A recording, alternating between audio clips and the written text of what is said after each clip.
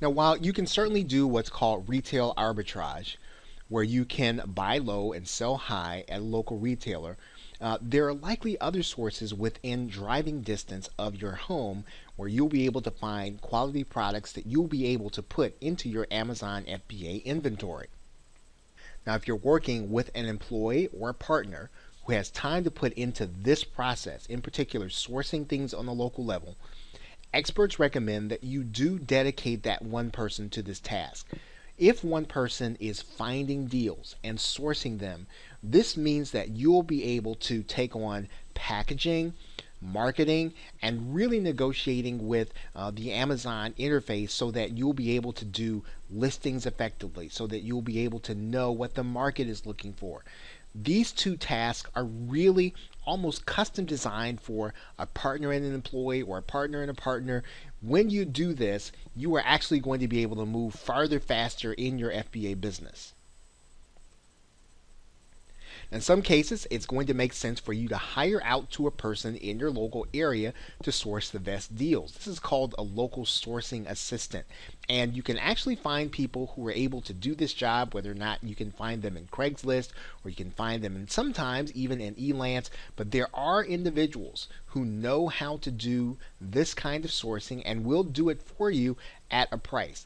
Even if you don't find someone with that title, or even if you don't find someone who knows specifically, what you can do is really train someone as to how someone can look for the deals in your niche and in your local area. And as you expand the number of stores that you're going to be sourcing from, you should be able to put together a pretty extensive checklist of things that you can have this person actually do on a daily basis in order to find good deals. So really and truly, a number of Amazon sellers who move from doing small dollar amounts to large dollar amounts typically do that with a local sourcing assistant.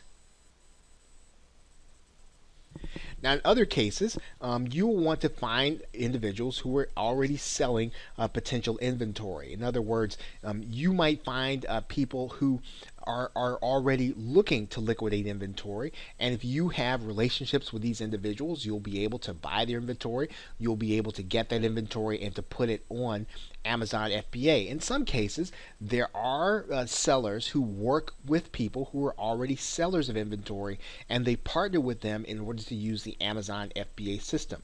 This is a great way to earn consulting fees. It's a great way to really help people who have difficulty in moving their inventory in the change of economy. Some people who have brick and mortar businesses but don't necessarily know how to move their inventory quickly. Well, these individuals can partner with you so that you can show them the Amazon FBA system and give them access to this consumer marketplace. Now, with local sourcing, you're going to need to factor into your business and into your cash flow that you're going to be going to pick up the item. You're going to be paying cash up front. So in this case, you're not going to be able to use credit. You're probably not going to be able to use letters of credit. You're going to be buying this inventory up front. And so this is the kind of FBA business where you're going to have to consider that you're buying the inventory before you actually get paid or before anyone probably is going to buy.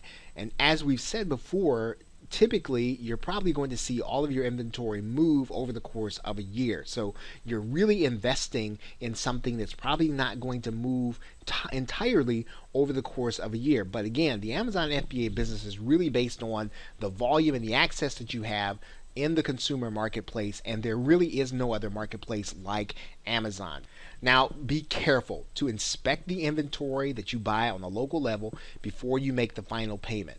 And you should be as careful as you like to be. You shouldn't feel rushed, and you shouldn't feel bad, or you shouldn't feel as if people feel as if you're mistrusting them.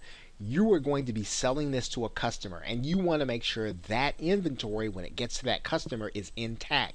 You want to make sure that that inventory is going to be something that you would want to buy, and the only way you're going to be able to do that is if you inspect the inventory before you make the payment. So every time that you are there in front of the source, make sure that you're inspecting the inventory. Make sure that you know that there are no blemishes. Make sure that you know there's nothing there that would cause a customer to feel anything other than positive about their purchase. Finally, when you are buying in your local area, there typically are no contracts and there are not a lot of rules as to how to do it.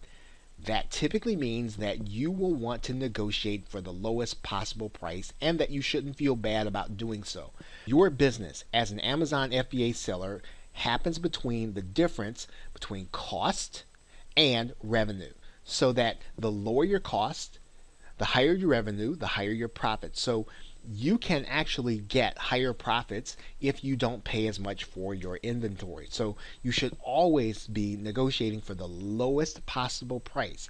You should always be negotiating for the price that you can get that will allow you to have your 200% markup, or even more in some cases. So again, always ask for a better deal. Always ask for a deal that's more advantageous for you, since again, if you think about it, you are going to be paying up front for inventory and you're probably not going to see the entire return over the course of a year. It makes sense for you to negotiate the very best deal for the inventory that you can get. Okay, so with that, thanks, and I will see you in another video.